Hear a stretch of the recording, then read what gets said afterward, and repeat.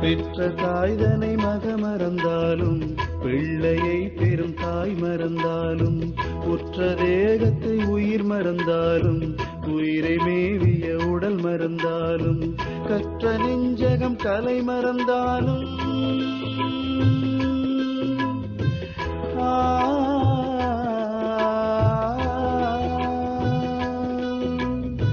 கற்ற நெஞ்சகம் கலை மறந்தாலும் கண்கள் நின்று இமைப்பது மறந்தாலும்